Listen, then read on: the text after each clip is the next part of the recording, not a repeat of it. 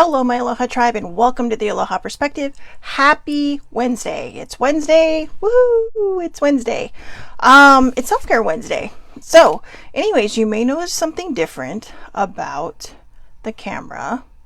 A friend of mine, thank you to my friend Chris, total tech guru, who showed me a video and helped me figure out how to get the thing switched so that everything behind me is, what is the word I'm looking for? Facing the right way. Anyways, I'm getting used to it because everything is opposite where I'm at. So if I shoe something this way, it's actually this way. So I got to get used to it. my hair is going crazy today. But anyways, so yeah, I'm sorry. My hair is really driving me nuts. Not like any of you need to see all this, but anyway, I apologize. Like I said, this new camera style is going to be, it's going to be a work in progress for me as well. So, just bear with me. But again, today is Self-Care Wednesday, and got a lot. Got a few things I have written down, and whatever I do, I'm gonna have to make sure my hair is even on both sides because it is driving me nuts. Like I said, it is going to take some practice for me to get used to it. But anyways, while I wait for people to come on, let's do the self-care deck. And I do have a topic for today, so that should be fun. But we'll start with the self-care deck, see what it has to say to us. It's been a while since I've used this, but yeah, I'm still feeling my way around, trying to figure out this whole, format of the perspective, and thinking, maybe I should just keep it the way it was and hope for the best. So for now, I think that's what I'll do. Maybe just pull a card when I can't come up with something, or, have subjects. Wow. Have subjects. So, whoa, that's a lot. That is a lot. All right, I think we got enough. Anyway, so, the funny thing is I believe the mirror image is actually how people would see me. So I guess you're getting the full view of me now. I don't know. Anyway. Older siblings probably going, stop touching your hair. All right, let's just shuffle these really quick. And all right, let's see. Number one, this was on the top anyway. Burning bowl ritual. Now, this may not be for everybody, but remember, when it comes to Self-Care Wednesday, I cross all the lines, okay? Meaning that, whether it's metaphysical or not metaphysical. And, burning bowl rituals probably tend to seem like they're more metaphysical, but actually therapists have people do this too. Take something that you want to get rid of, burn it safely, and then, get rid of it. I mean, when it's safe to get rid of it. So get rid of it, But the burning bowl ritual can be a very, very good thing. I am sorry. I am just, what it is? I'm getting used to this mirror thing. It's kind of freaking me out a little bit, but change is good. So I will get used to it. But anyways, like I said, burning bowl ritual. So see, now you can actually read it. And I'm going to have to figure out I'm going to have to learn how to hold it up now because, again, it's not backwards. At least that's not backwards. Everything else is backwards. But anyways, burning bowl ritual. So if there is something that's bothering you, if it's hurting you, or maybe there's just something that you're like, what, I'm done with this, I'm over this. A lot of people actually do burning rituals, and I think they do it intentionally when somebody pisses them off and they get rid of their stuff, right? You're done with it. But please, again, if you're going to do a burning bowl ritual, do it safely.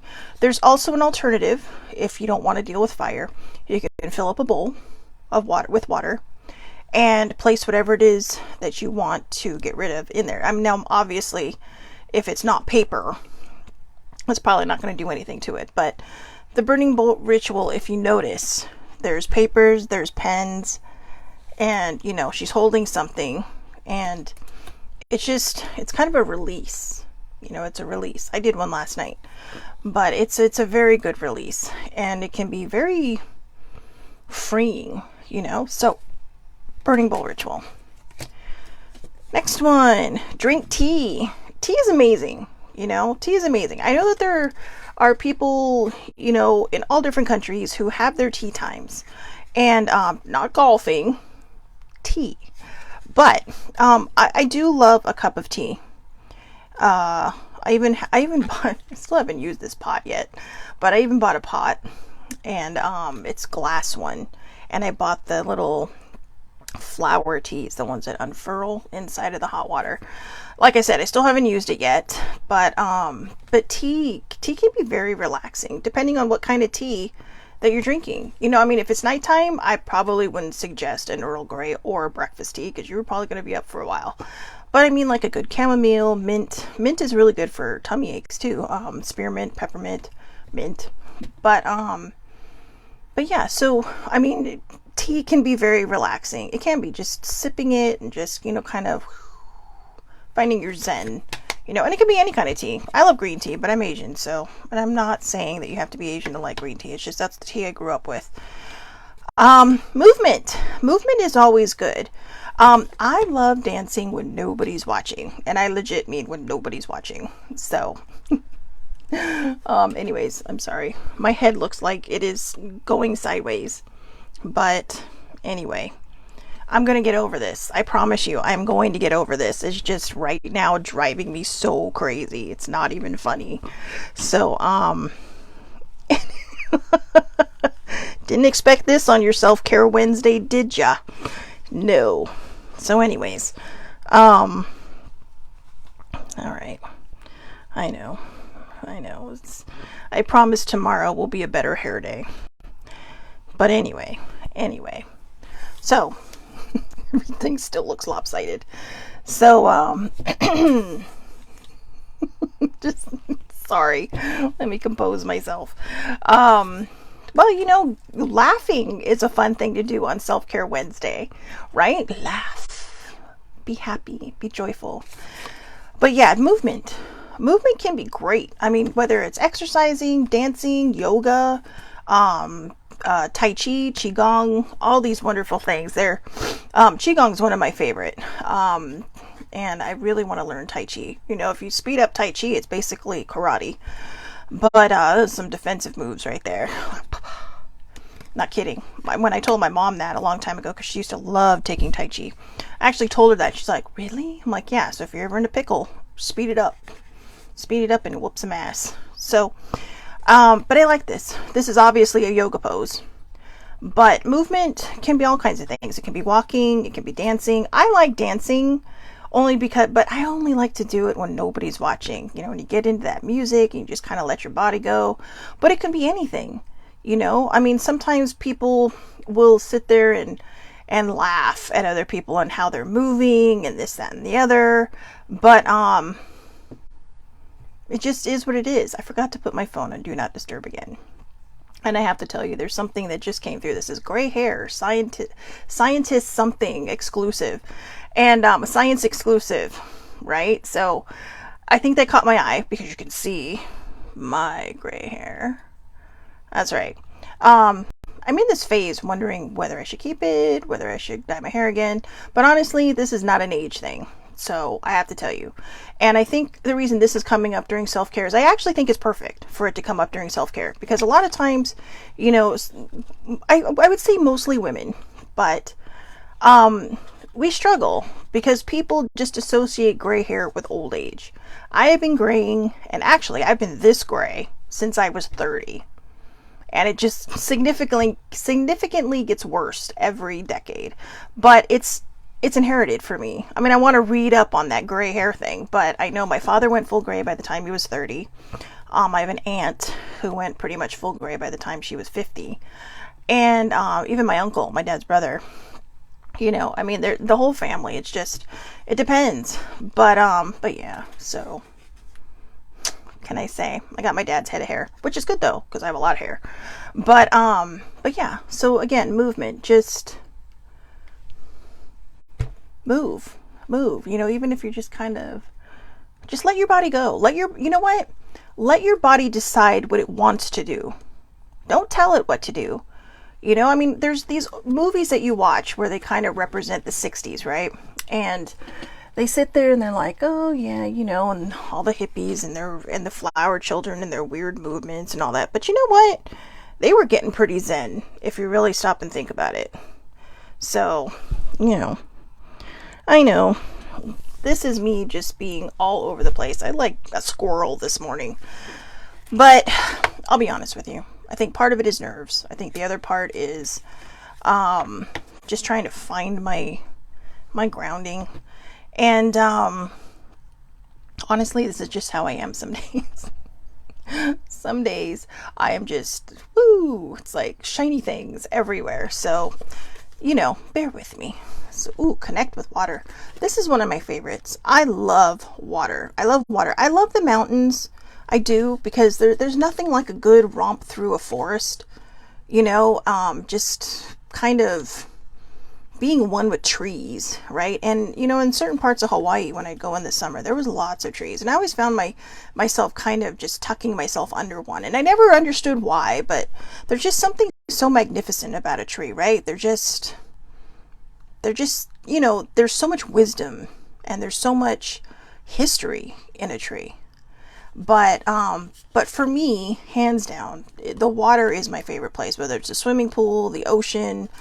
Sometimes the ocean can be dangerous because it can batter you a little bit. But, you know, if you're able to get past the waves and you're not afraid of sharks, because sometimes they pop up, you're good. You're good, you know, but I do. Sometimes I just like standing with my feet in the water. But there's something very pleasing and very, just relaxing about water, even just if you're sitting on the waves or if you're in a boat, just kind of sitting on the waves. So, you know, connect with water. Dream journal. Dream journals are fun. I have some freaky ass dreams that I could probably write stories about. So, you know, because there's some wackadoodle shit happening in my head. But still, if you have a dream journal, there's lots of times when your body and your mind will come together, or your heart and your mind will come together, and it will give you signs. It'll give you very subtle signs in your dreams. You know, it could be as much as a toilet flushing, or it could be as much as a, you know, rainbow in your dream, or it could be, you know, water in your dream, waves in your dream. Everything has a meaning. And sometimes it just could be that you watch something right before bed, or maybe fell asleep with the TV on, and these things pop into your dream. But yeah, keep a dream journal, because you never know. Sometimes we're looking for the answers and we're waiting for it to hit us upside the head. Sometimes you have to do the homework to find these answers. Sorry. It's still bugging me. Anyways, deep breathing. Deep breathing can be very, very relaxing. Okay, deep breathing. They have a count that some people use. And I remember it had a name to it, but I cannot think of the name for it. But it's 4-7-8. And you breathe in to the count of 4, you hold it for the count of 7, and then you release to the count of 8. So you breathe in to the count of 4, 1, 2, 3, 4. Hold it for 7, 4, 5, 6, 7, and then release to 8. 1, 2, 3, 4, 5, 6, 7, 8. Okay, so that can be very helpful as well. And last but not least, watch a movie. And you can watch a movie with your kitty cat. Watch a movie with your kitty cat, or whoever your fur baby might be. So movies can be fun. You know, sometimes too, when we have these emotions, like maybe you feel like, oh man, I'm like right on the verge of needing a good cry. Put on a movie that will help you get that good cry, right? I mean, it can't hurt. So, or put on a movie if you're feeling blue. Put on a movie that makes you laugh, that makes you, you know, I'm sorry, I just saw the comments. Older sibling says, leave it alone. She's like talking about my hair. I can't help it. It's driving me nuts. So, I know. I'm sorry. It's driving me crazy. But anyways, I promise I'll leave my head alone. My head looks lopsided on this flipped camera thing. But anyways, And it's not helpful because I have a big ass head. But I don't mean ego wise. I mean, I have a big ass head. So we call it the Lucas head. But not all Lucases have a big head. But some of us, we do. Excuse me. I'm just a hot freaking mess today. But you know what? At least we can laugh about it, right? Let's just laugh at being a hot mess today. So anyways, self-care tips. Oh God, you know you love this. You all know you love this. And who knows? Maybe somebody who's gonna watch this later is having one of those days like, oh my God, I can't get a thought together. Everything's going wrong. You know what? Sometimes you just have to deal with it. Oh, thank you, older sibling. I appreciate that. But anyway, all right. Okay, and scene. All right, self-care tips. 1, stop obsessing over your past. All I saw was stop obsessing. Stop obsessing over your hair. Stop obsessing over your past. Stop with the what ifs. This is perfect. So a lot of times, actually, I can relate very closely to this. I was talking about the healing journey that I had, right? And all this craziness that's been happening, and just like how I feel stuck and can't move forward and blah, blah, blah, blah. A lot of times when we go on a healing journey, whether we're on a healing journey or not, a lot of times we have these moments, and this can come with age too. So I'm going to tell you, this can really, really come with age. And I think for me, sometimes it might feel that way with my age because, I'm not young anymore, right? But I'm not old either. So I think we go through these what ifs.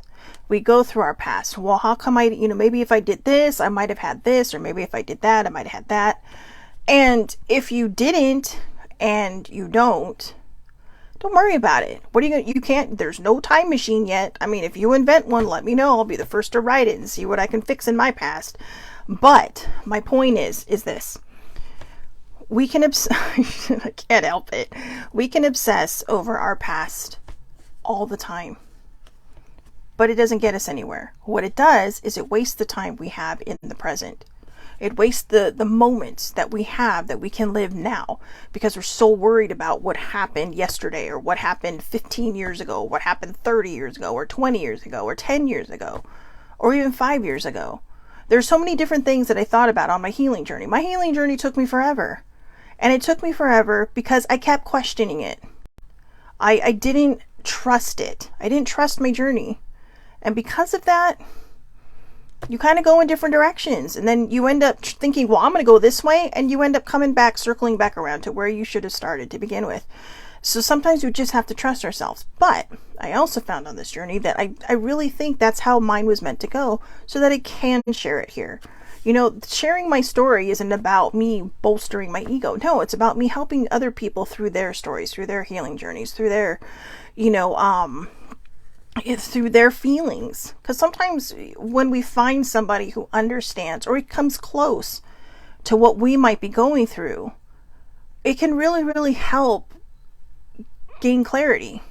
Like, oh, okay, I'm not the only one who's going through this. I'm sorry that they're going through this as well, but look, how far along they are. And you'll be that person one day that someone looks at and they'll say, wow, look how far along they are. And you'll be able to help them. And that's the whole point of this. This whole show is about spreading our love and light. It's about spreading our positivity. I'm not saying being a toxic positivity person, because we're humans. People are going to feel sad. You can't sit there and tell somebody, oh, well, don't be sad. Well, that's not, you're invalidating their feelings. You have to honor people's feelings. Okay? Sometimes I think we just want so hard to be positive because we've felt so negative for so long. But it can sometimes go overboard too. So there is a fine balance in the positivity thing as well.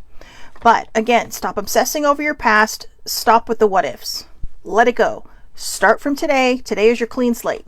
Everything from yesterday, close that door, lock it behind you, and say, you know what?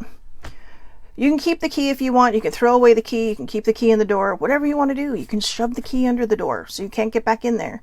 But it's not always a bad idea sometimes to look back to see how far we've come. Just don't obsess over it, okay? And don't worry about your what ifs. I had a lot of what ifs. I mean, I'm at the age now where I would probably not have my own children. And I think, well, there's choices I made and decisions I made in my own life that affected that. And I have to live with those things. And I have to live with the choices that I made. But I also feel like I'm exactly where I'm meant to be at the time I'm meant to be here with the journey that I have behind me. So number 2, allow yourself to be vulnerable. People hate being vulnerable, right? It's just like, oh my God. So allow yourself to be vulnerable. It can be sexy. Holding stuff in is not healthy. Treating yourself with kindness is being able to speak your truth and just be you, not someone else. Oh, not who someone else wants you to be. Good Lord. I must have wrote this in the middle of the night. I got to change that so when I reread it for you, we get it right. So again, allow yourself to be vulnerable. Vulnerability is not a bad thing. A lot of times, especially for people who have had trauma in their past, they tend to put up walls. And, and they tend to hide their vulnerability because, their situation that they were in, the vulnerability may have actually, it could be a trigger for them. But when we come to these situations with compassion, empathy, and we give people some grace, we can see their walls start to drop. When we give them the reason to trust us, we can see their walls start to drop. And if you're a person who has put up that wall so high, you don't have to let it down for everybody. I'm so sorry, you guys. I guarantee you, the minute I stop this show, my nose will stop running. But you don't have to be vulnerable with everybody. But say you're getting into a relationship and maybe it's getting serious.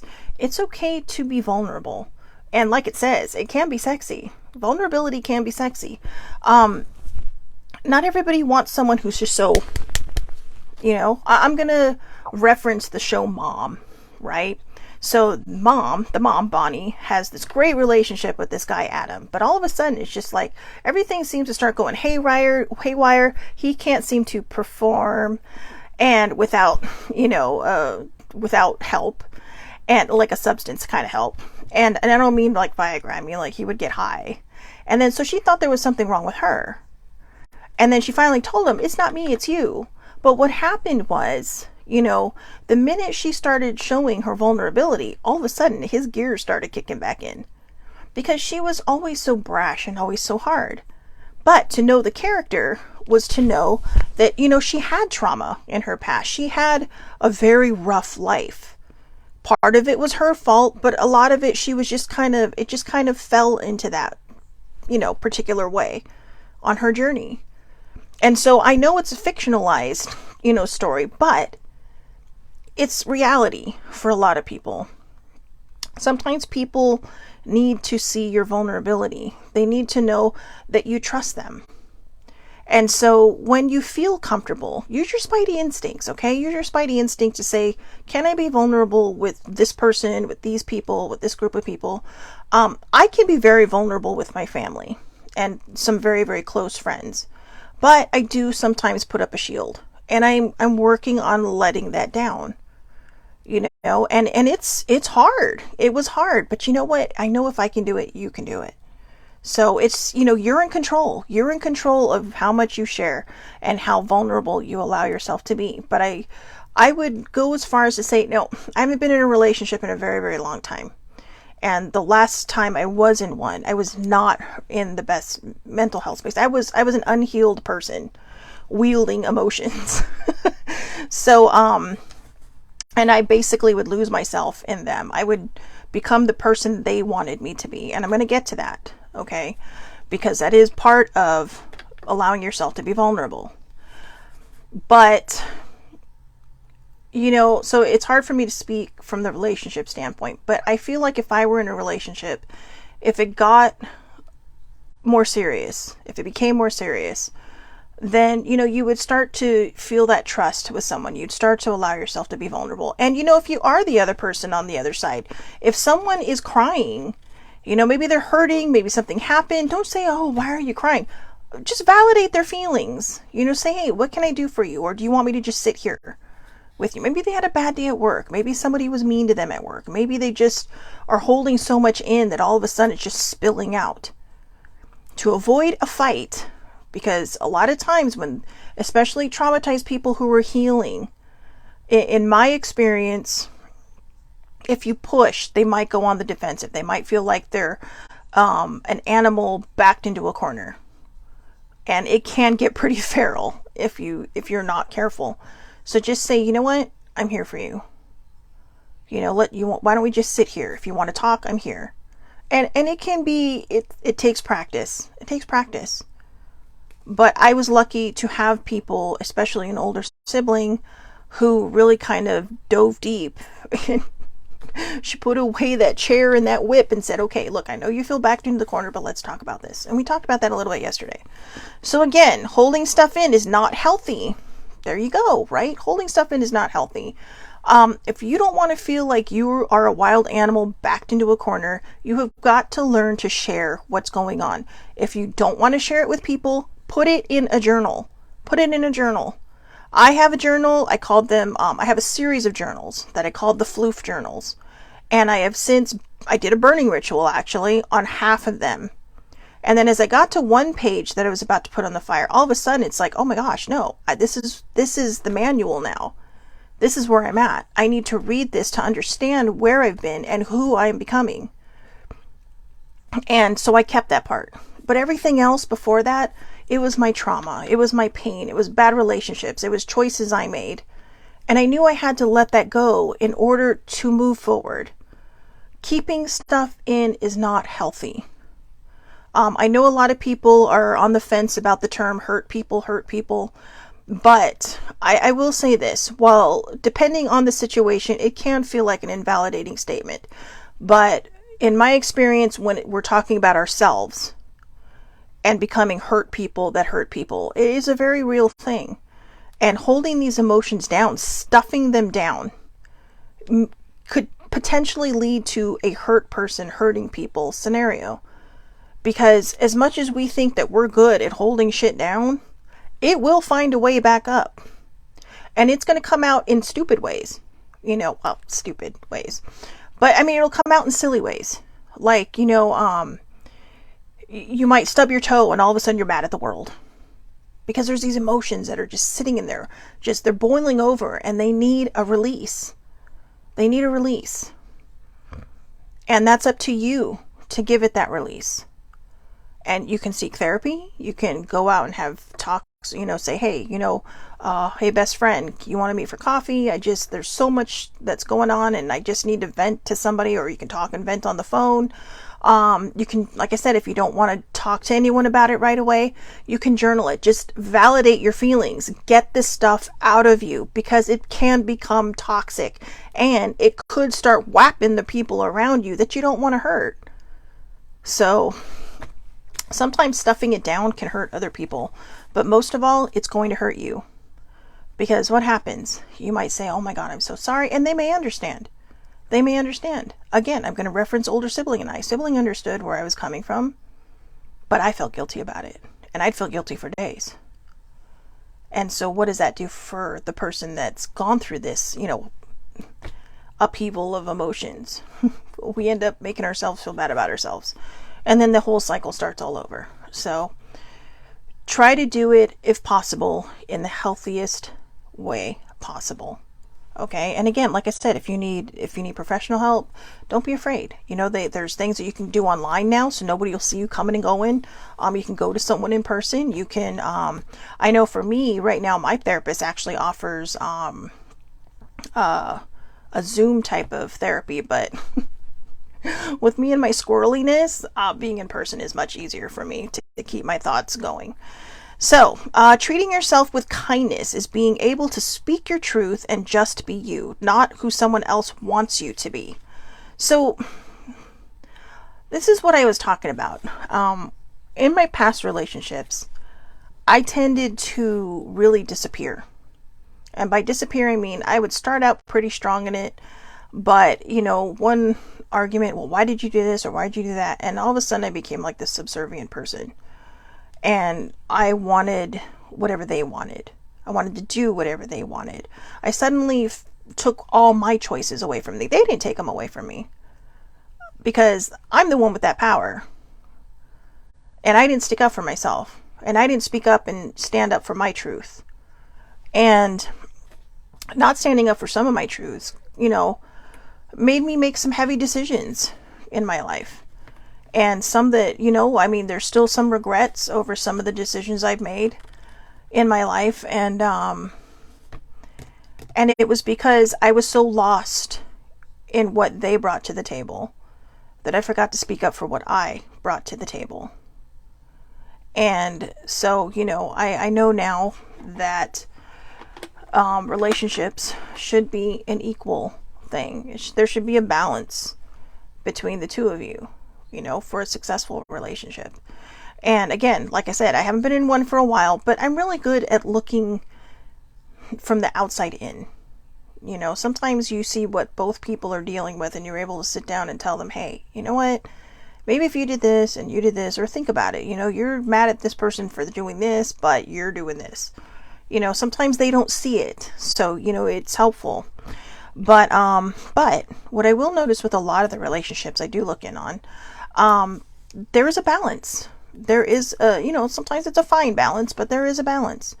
And again, we're all human. The balance is going to shift from time to time. But as long as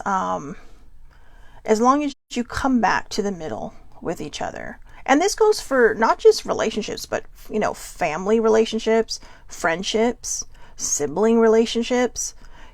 Sometimes I think we think nobody sees us, but people do. So you just open your eyes to who you are and be true to yourself. Okay? Don't be someone else's version of you. Number 3, use your vacation days. They're yours for a reason. They're yours for a reason. I know a lot of people I used to work with that would just be like in December. The office would be so empty because the company in California, they have to pay you out for time not used. But the company did not, who was not based in California, preferred not to do that. So they would, really kind of encourage you, not really forcefully encourage you, but they would strongly urge you to take all your vacation before the end of the year. And come December, all these little worker bees are just like, oh my God, I got all this time. Take your vacations. Okay, your job will still be there. Well, sorry. Flashback to my life. But no, your job will still be there. Okay. You need to take the time to make sure you are okay. That's what's the most important, is making sure you are okay. Because you have to, you bring something to the table. And if you're burning yourself out, you're not doing yourself any favors either. So, also, we spend too much time trying to be perfect and not enough time taking care of ourselves. Focus on the work-life balance. Okay, if you're not a person that wants to go off and take a 4-week vacation, don't take a 4-week vacation. You can take, what I used to do is I would save 2 weeks for vacation. And because by the time I was, the year that I was let go, I was already up to 4 weeks. 5 weeks actually, because I think I had just gotten my 4th week and then we could buy an extra week, right? So I think I had 5 weeks. But what I would do is I would take 2 of those weeks, since I had that much. And I know not everybody has that much vacation. So if you're a person that only has 2 weeks, but you're like, oh, I don't have time to go anywhere, take a week and use it for something. And then the other days, just sprinkle them around, give yourself a 3-day weekend. If there's a holiday on one end, give yourself a 4-day weekend, or maybe take a day off in the middle of the week, break up the week and just do something fun. Don't just sit at home. Do something fun. Gather the family, go to wherever, happy land somewhere, but take care of yourselves, get a spa day, right? Do something good for yourself. And if you do have that week, even if you just stay home and just become like what do they call it? A staycation. I did that one year and that was so much fun. I mean, I went to Santa Monica Pier. I went to, the Valley. I went to Malibu. And in fact, Sibling and I found a really cute little general store. It was actually in a movie. And I'm not saying that because, I mean, you know, lots of things in LA are in movies, and lots of things in Orange County and San Diego are in movies too. So it's really not that exciting. But for some people who, you know, I think that's worn off on me now. So, because Sibling used to be in the entertainment business, so it's kind of like, yeah, but it was kind of neat. It is kind of neat to see some places that you go, just like some random place you've never seen before. Just, whoa, it's like, wait, I've been there. In fact, when my dad and I were watching, oh God, what was it? London is Falling or whatever. He found out I'd never seen it. So it was a Gerard Butler movie. And so he puts it on, and I was like, oh, I've been there, and I've been there, and I've been there. And he's like, really? He's like, that looks pretty cool. I'm like, oh yeah. And I went on that, the London Eye. The lady next to me at the play I went to see called it the Whirligig. But just, it can be fun to see places that you don't normally see on your screen. One of the reasons my father likes the old school Hawaii Five-0 is it does sometimes remind him of my mom, because there's places all over there. Since, I mean, Oahu is not a big island. So, you see a lot of the same places over and over again, but you also see your favorite haunts. So, I know, I just went on a whole different tangent going there. But the whole point is, if you want to stay home, do a staycation, but plan stuff. Get out of the house. Do something for you. You know, maybe take the first 2 days to just sleep. You know, just turn off all your alarms and just snooze away. Snooze away. Catch up on whatever you haven't been able to catch up on. Number 4, change the way you criticize yourself. In other words, stop it. I could say that to myself. But yeah, change the way you criticize yourself. In other words, stop it. Don't do it anymore. Your inner critic it's just that. It's an inner critic. Nobody likes a critic. Well, I think in some professions they do, but nobody likes that inner critic. And listen to your heart. Sometimes your mind will say all kinds of horrible things because it thinks it's protecting you. You know, I mean, and these are your feelings. Your feelings think they're protecting you. But what you need to do is just kind of buckle down and tell your inner critic, you can go to hell. All right? And listen to your heart. Listen to your heart. Because your heart will tell you what you need to hear about yourself. You know, I'm going to say it again. I say this a lot. This will not be the last time I say it.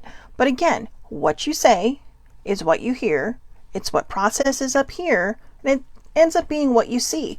So if you're constantly criticizing yourself, calling yourself names, or belittling your appearance, or belittling your hair color, or whatever, or the fact that you wear glasses, whatever it is, that's what you're going to start seeing. And you're going to learn to hate yourself. If you don't already hate yourself. But if you sit there and you start saying, you know what? I kind of like myself. And then maybe another day, you know what? I'm really starting to love myself.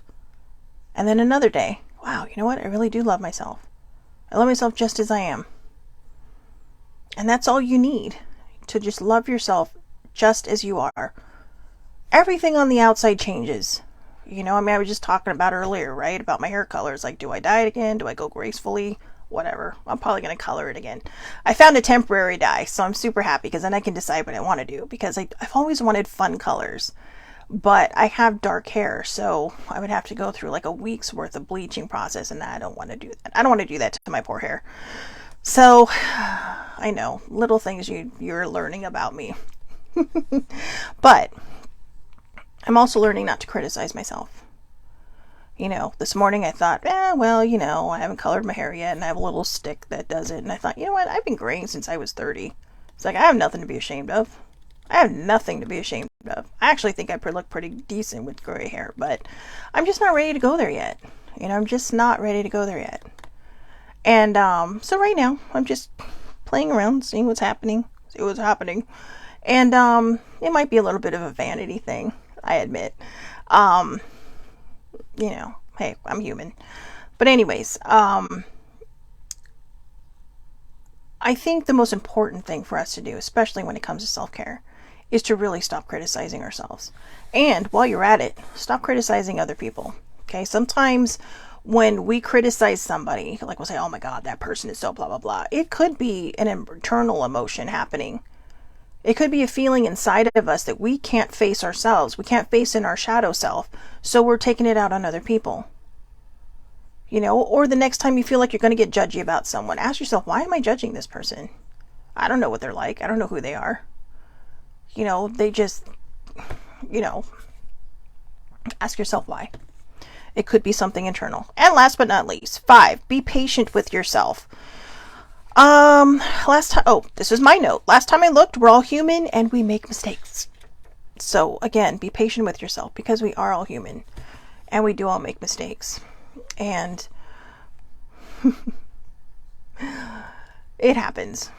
It happens. I think 5 could really tie in to number 1 when it says be patient with yourself and stop obsessing over your past. Sometimes we hold ourselves accountable for far too long.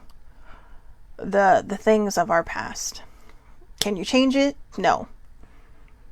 You know, would you do it over again if you could? Maybe. Maybe not. But whatever the choice is, it's still behind you and it's still in your past. Which means that even if you would have done something different or, you know, you still can't change it. Again, unless you invent that time machine. Which, like I said, if somebody does, please let me know. But you know what? I'll be honest with you. I think I would use it more to look at history. Kind of like Bill and Ted, right? Bill and Ted's Adventure. I think I would look at it more to use, or I think I would use it more to look at history as much as I wouldn't go back and change anything in my life. I know that we have a lot of things that we would like to change in our life, but I have been patient with myself. I realize I am a human. I make mistakes. I've learned how to give myself compassion, empathy, and grace, and realized that all the things I've been through in my life, they've made me who I am today. Do I like some of the things in my past? No. Would I have changed it to see where I'd be? Maybe. Because it might have shifted my whole path. And I'm rather happy with the people that are in my life. I love the people in my life. You know, I mean, I have more acquaintances than I have friends, but the friends I let into my inner circle, it's because I'm able to be vulnerable around them.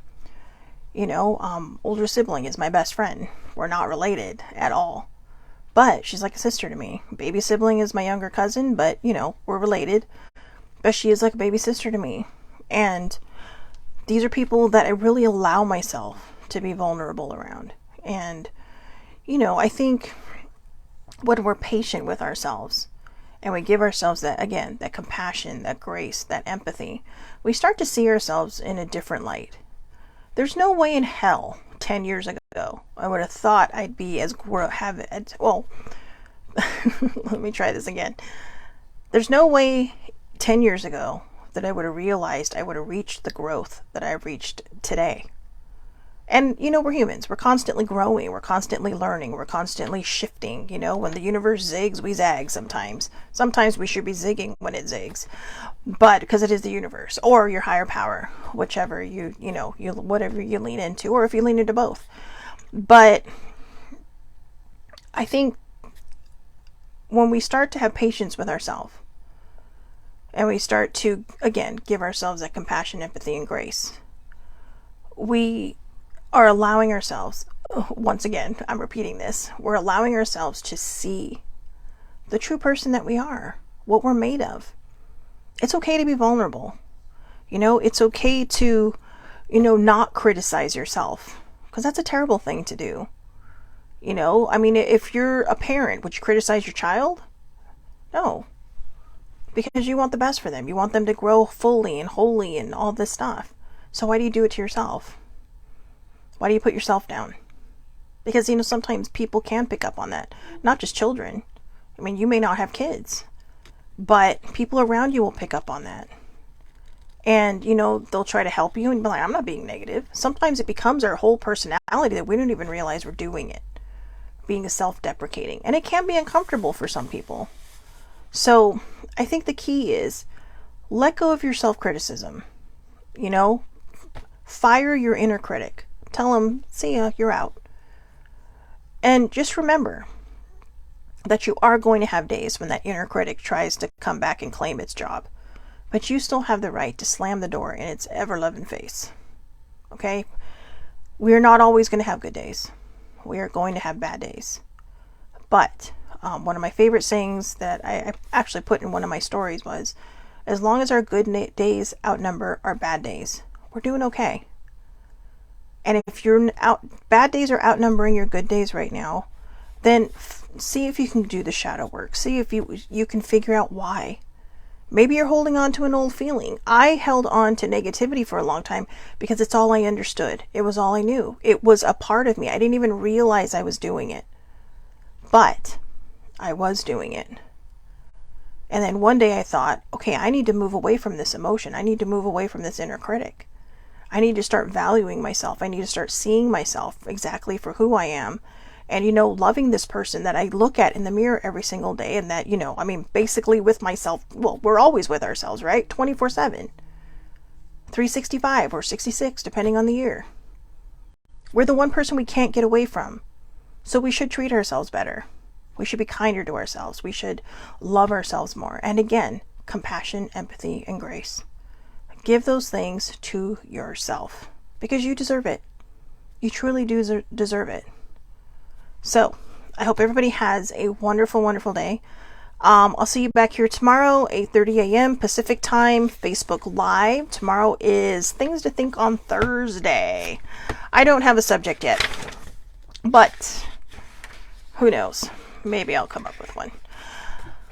Or I'll just cheat and pull something from a book or pull something from a card deck. But either way, I hope everybody has a wonderful, wonderful day today. Please, please, please take care of yourselves and give yourself, again, I'm going to keep repeating this. And this is not going to be the last time I ever say this in any of my shows. Give yourself the compassion, grace, and empathy that you deserve. You deserve that. Whether you've been through trauma or you haven't been through trauma, if you have an inner critic, that inner critic needs to go. In fact, it was interesting. Before I go, on my Facebook page, on my Twitter, I actually retweeted this on both of my accounts, GoalieFan1973 and Shellbell's Quest. And it was talking about the inner critic. So it just happened to be that the subject I came up with 2 weeks ago on the 12th, that I never did, happened to align with that. So if you do find this on Twitter, look that up in my profile because it was from Karen Unruh, Unrue. And it really kind of hits home if you're a self-critic. Okay, so again, have a great day, everybody. Thank you so much for watching. I hope to see you back here tomorrow. Less hair problems and less tripping over my words, and hopefully a little more professional. Doubt it, right? But anyways, yeah. So I hope everybody has a wonderful, wonderful day. Please, again, take care of yourselves and practice some good self-care today. All right, have a great day.